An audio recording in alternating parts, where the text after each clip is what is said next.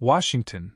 In a show of preemptive counter-programming, President Joe Biden on Tuesday travels to Wisconsin to highlight his economic policies in a state critical to his re-election fortunes, just a week before Republicans descend on Milwaukee for the party's first presidential debate.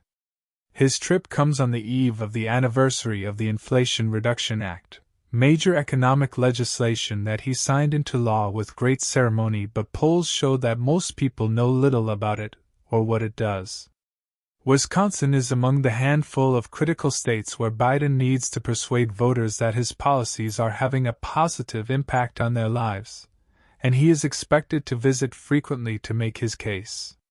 Biden plans to tour Ingeteam, a clean energy manufacturer of onshore wind turbine generators in Milwaukee, to talk up provisions of the law that spends hundreds of millions of dollars to boost domestic manufacturing and clean energy, lower health care costs, and crack down on wealthy tax cheats. Ingeteam plans to hire 100 workers using bipartisan infrastructure law money to start producing EV charging stations domestically, according to the White House.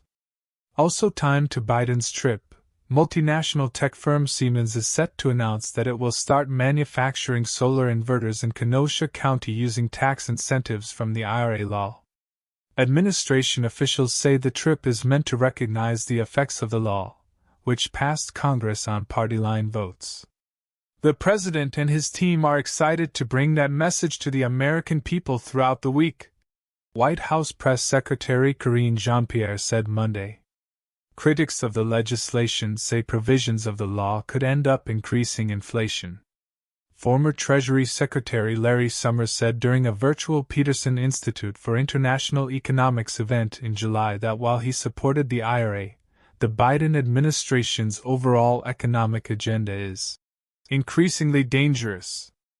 I am profoundly concerned by the doctrine of manufacturing-centered economic nationalism that is increasingly being put forth as a general principle to guide policy, Summers said. Vice President Kamala Harris and top cabinet officials will be fanning out across the country this week to talk about the Inflation Reduction Act and its provisions. Biden has scheduled an anniversary event at the White House on Wednesday. The president's stop in Wisconsin comes shortly before Republicans hold their first presidential primary debate in Milwaukee on August 23.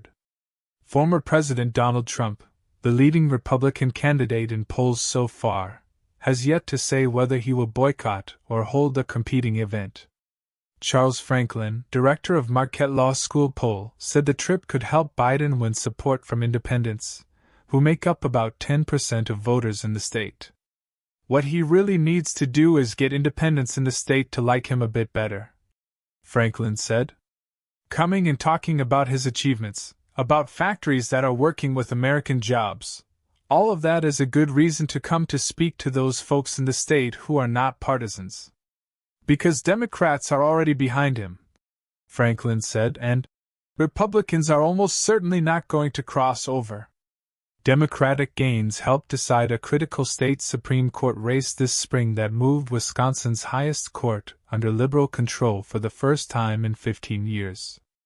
Republicans, though, will compete aggressively in the state, selecting Milwaukee as the site of its 2024 National Nominating Convention.